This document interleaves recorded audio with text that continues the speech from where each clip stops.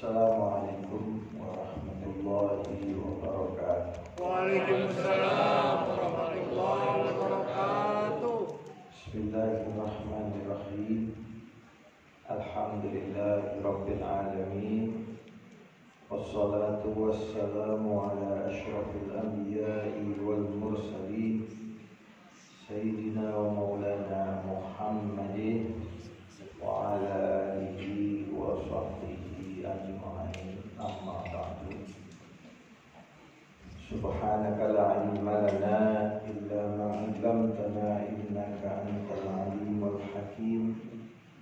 La haula wa la quwwata illa billahil aliyyil azim. Rabbi shrah li sadri wa yassir li amri wahlul 'uqdatam min lisani yafqahu qawli. Rabbi zidni ilma warzuqni fahma. Amin. Para hadirin dan hadirat, shaimin dan shaimat, qaimin dan qaimat, insyaallah mudah-mudahan kita semua termasuk yang digolongkan sebagai orang-orang yang istiqamah di dalam beribadah Ramadan.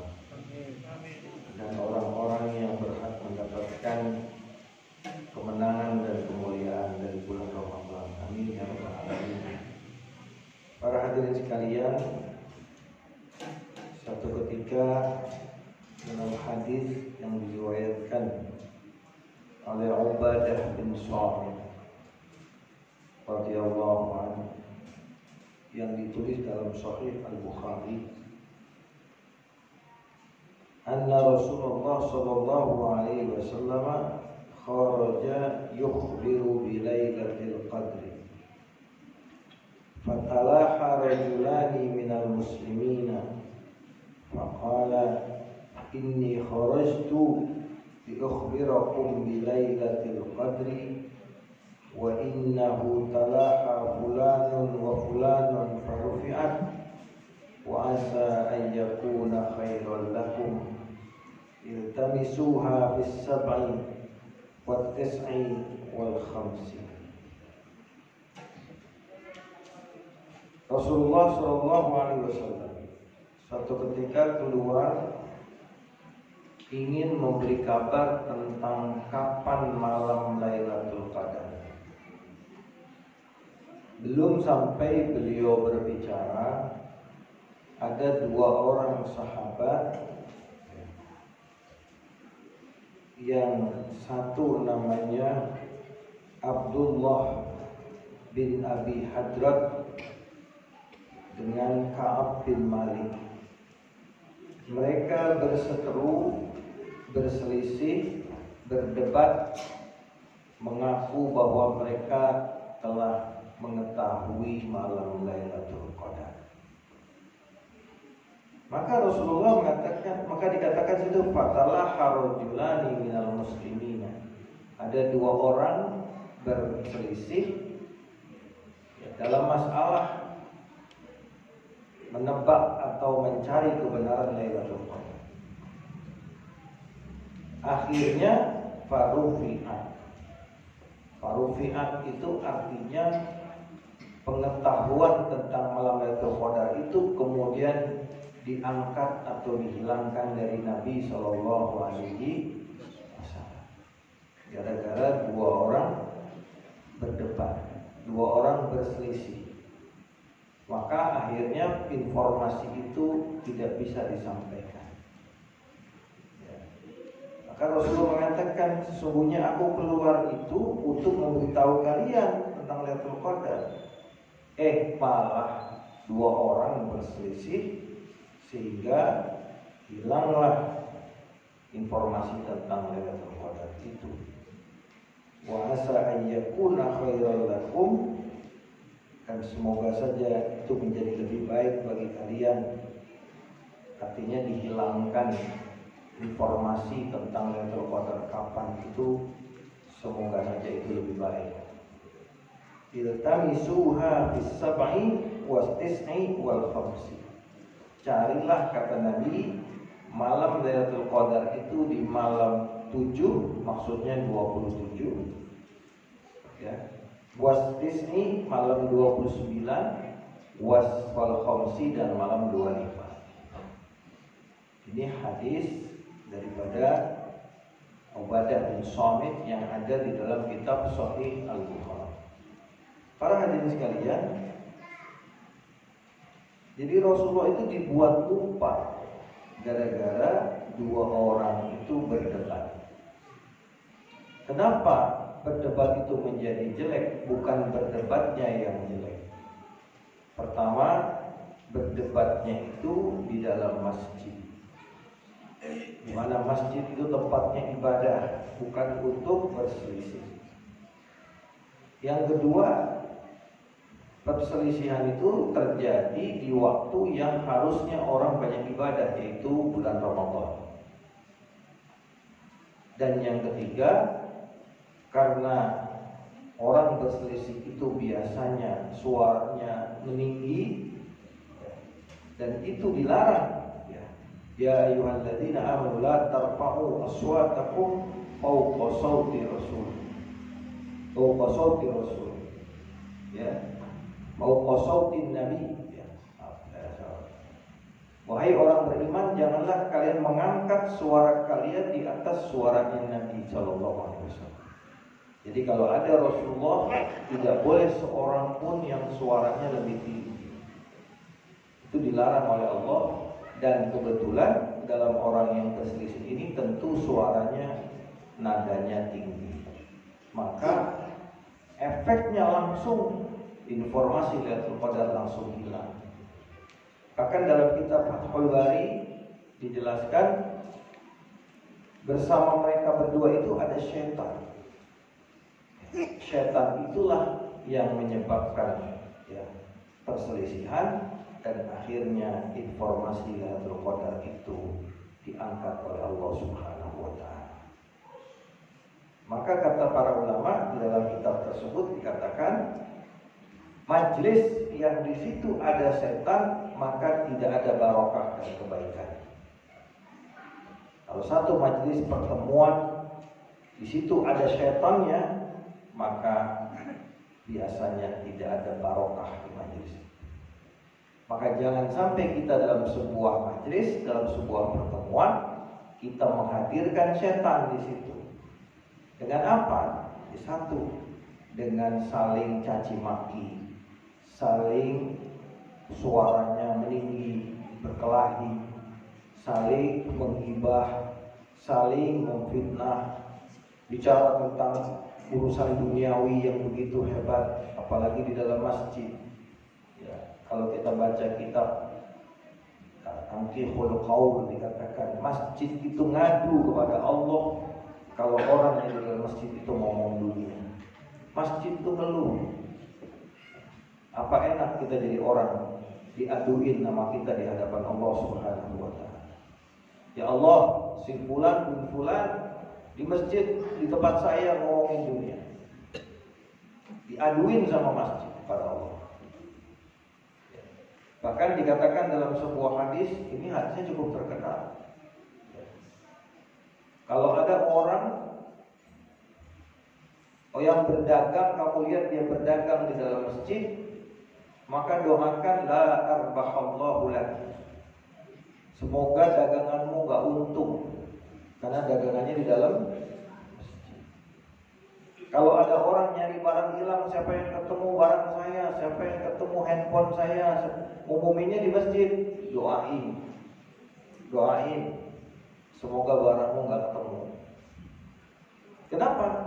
Karena Rasulullah mengajarkan kepada kita jangan sampai masjid dipakai untuk hal-hal dunia.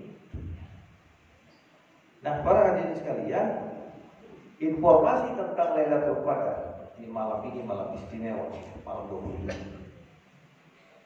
Malam 27 itu kalau di Mekah, di Madinah itu orang keluar semua ke masjid. Bahkan dari kota-kota yang di luar Mekah, Madinah datang ke masjid. Malam 27 penuhnya luar biasa. Karena memang riwayat-riwayat itu banyak yang menguatkan bahwa malam 27 adalah malam Lailatul. Salah satunya adalah kunci, ya, rumus di mana kata-kata Lailatul Qadar itu ada berapa huruf? 9. Lam, ya, lam, ta, alif, ya, lam, ya, lam, ta, alif, lam, qaf, dal, ra. 9. Dan Lailatul Qadar diucapkan berapa kali dalam surat Al-Qadar? Bismillahirrahmanirrahim. Inna anzalnahu fi lailatul qadar. Wa ma adraka ma lailatul qadar. Lailatul qadri khairum min alfi syahr. Berapa kali? 3. 9 kali 3. Salah satu ulama yang meyakini bahwa Lailatul Qadar itu malam 20. Tapi Rasulullah di dalam hadis ini mengatakan iltamisuha fis sab'i aw tis'i aw al-khams.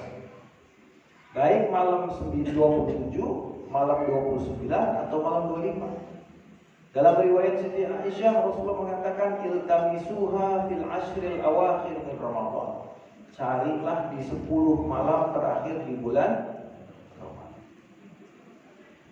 Dalam riwayat lain fil witri fil ashril awakhir min Ramadan. Dalam kitab Al-Jami' Us-Shaghir ada hadis pendek yang menjelaskan seperti itu. Lailatul Qadr, Lailatul Ihda wa Thalath wa Khamsin wa Sab'in wa Tis'in wa Ishrin. Ya.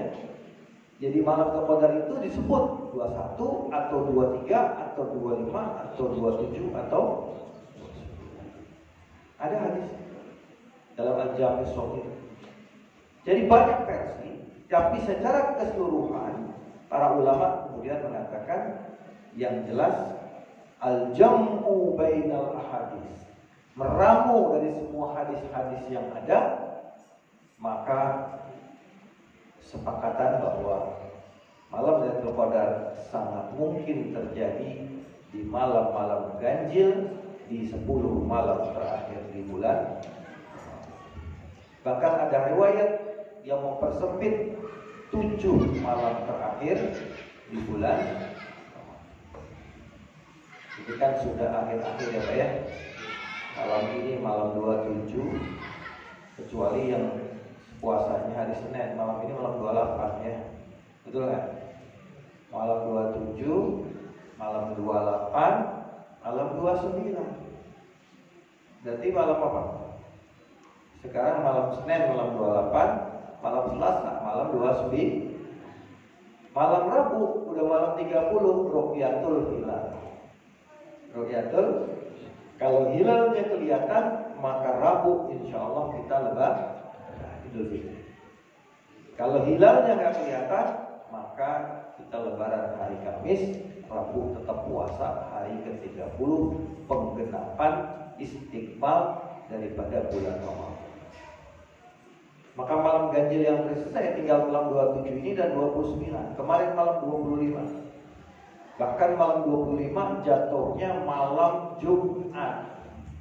Kata Imam Abdullah Al-Haddad yang mengarang Ratibul Haddad mengatakan, kalau ada malam ganjil 20-an dan ketemu malam Jumat, sangat mungkin itu menjadi malam Lailatul. Tapi semuanya para hadirin sekalian, malam Lailatul Qadar adalah bonus dari Allah Subhanahu. Ketika Rasulullah menceritakan di dalam kitab Duratun Nasihin, Rasulullah menceritakan tentang 3 orang yang namanya Yusha bin Nun, Sam'un al-Ghazi, dan Huzkel bin Ajuz, yang sekarang dikenal dengan Yusha bin Nun adalah seorang nabi, muridnya Nabi Musa yang nganterin Nabi Musa bawa ikan ketemu dengan Nabi Khadir alaihis. Yusha bin Nun, asistennya Nabi Musa, tapi kemudian dikatakan menjadi nabi. Yang kedua namanya Sam'un al-Ghazi. Sam'un, tukang perang, perwira. Ya, kemudian oleh orang barat disebutnya Samson. Sam'un jadi orang yang terkenal badannya sangat kuat sekali, sampai jadi legenda Samson. Akhirnya dibikinlah Samson Betawi, bintangnya Benyamin S. Tidak. Nonton nggak? Ya, yang orang-orang tua, yang anak-anak nggak ngerti. Samson Betawi. Tua nonton. Ya. Yang ketiga, Huskel itu kurang begitu dikenal. Tapi orang-orang Nasrani itu sering disebut Hezekiah. Itu memang orang-orang suci di masa lalu yang sehari-hari siangnya berperang, malamnya beribadah. Siangnya berperang berjihad, malamnya ibadah. Siangnya jihad, malamnya ibadah. Selama ratusan tahun hidupnya. Ratusan tahun. Umurnya 300 tahun, 400 tahun, ya. Kalau umuran kita bapak-bapak sekarang umur 60 zaman sekarang sudah ya. Kalau zaman dulu 60 masih ABG pada sekali, ya. Karena Nabi mengatakan amaru ummati ma baina sittina wa sab'in. Umur umatku itu antara 60 sampai 70. Sahabat begitu dengar cerita orang-orang ini kecil hati, ya Rasulullah, gimana kita mau nyamain tuh orang hidupnya ratusan tahun, tiap hari berjihad, malamnya beribadah. Kita umur kita kata Nabi 60, 70, ada 80, udah makin jarang, 90 makin jarang, bonus. Ya kan? Akhirnya turunlah Lailatul Qadri khairun min alfi. Lailatul Qadar itu lebih baik daripada 1000 bulan atau kurang lebih 83. Kalau dalam seumur hidup dia dapat 5 kali Lailatul Qadar, maka 83 kali 5 berarti 415 tahun dia dapat. Kira-kira sebanding dengan yang diceritain tadi. Ya, kalau dapat 5 kan, kalau dapat 10 kali, ya, kira-kira bapak-bapak udah dapat berapa kali? Ibu-ibu udah dapat berapa kali? Ya, ya. Kalau Lailatul Qadar kadang-kadang misterius. Kita dapat juga kadang-kadang kita nggak tahu, ya. Yang jelas kalau makin soleh, ibadahnya makin semangat, mungkin pernah dapat Lailatul. Hatinya lembut, hatinya penyayang, ya, suka senang dengan orang miskin, senang membantu orang susah. Itu termasuk diantara tanda-tanda orang yang dapat Lailatul.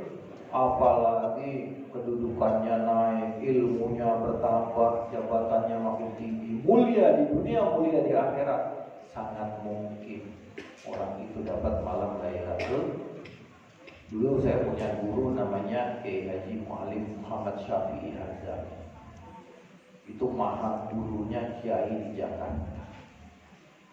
Kiai Betawi zaman dulu pasti pernah ngaji.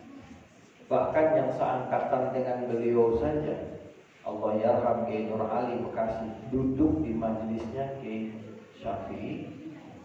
Kiai Syafi'i Hazami gak pernah mondok, gak pernah pesantren.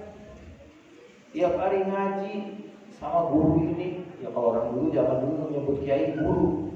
Guru ini. Kampungnya sana sawah besar. Kesini ngaji. Sini ngaji nahu, kesini ngaji sorok, kesini ngaji tauhid, kesini ngaji fikih. Rajin dari kecil. Ulama besar yang beliau berguru terkenal cuma satu, Habib Ali Bungur, Habib Ali bin Husain Al-Qattas. Habib Ali Bungur itu di zamannya 3 serangkai dengan Habib Ali Abdurrahman Al-Habsyi Kuitang, Habib Ali Bungur Kemayoran, dan Habib Salim bin Ahmad bin Jindan. Salim Jindan, kakeknya Habib Jindan. Ya. Jadi gurunya Mu'alim salah. Tapi selebihnya kiai-kiai kampung, pesantren nggak pernah.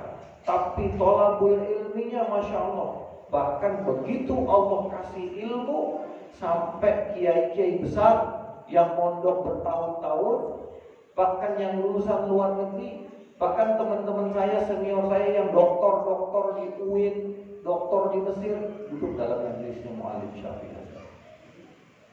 Ini artinya apa? Mulia, dimuliakan Allah di dunia, apalagi insya Allah di akhir. Kiai Haji Zainuddin MZ pernah duduk majelis beliau. Banyak kiai-kiai besar pernah duduk di majelis beliau. Termasuk kiai yang sekarang masih hidup, Kiai Maulana Kamal Yusuf, Kiai Mahfud Hasirun, Kiai Sofwan Nizomi yang ada di selatan itu. Ya. Kiai-kiai Klender sini, Jakarta Timur, Kiai-kiai Pulau Gadung duduk di majelis beliau. Ini orang dimuliakan karena pada dapat Lailatul percaya, kita percaya beliau dapat Lailatul Qadar. Makanya mari sama-sama di waktu-waktu yang tersisa. Tantangan ibadah adalah ketika di akhir-akhir kita ketemu yang namanya bosan. Yang namanya apa? Bosan. Satu bosan, satu capek. Itu penyakitnya orang ibadah. Maka kata Nabi, "Qaribu wasaddidu." Ibadah itu jangan kencang-kencang. Mulainya dari yang enteng-enteng dulu. Kalau belum pernah sholat duha, jangan langsung 12 rakaat, jangan langsung 8 rakaat. Dua dulu. Yang penting khairul amal adwamuha wa itqallah. Yang paling disukai perbaik amal itu kalau dawam terus-menerus. Kalau sekali nggak pernah sholat duha, sekali sholat duha langsung 8, besoknya nggak sholat lagi. Tapi mulai dulu berapa? 2 dulu, 2. Besok 2 lagi. Besoknya lagi 2 lagi. Besoknya lagi 2 lagi. Terus sampai 6 bulan, 2 rakaat udah enteng banget. Tambahin 2 rakaat lagi. 4.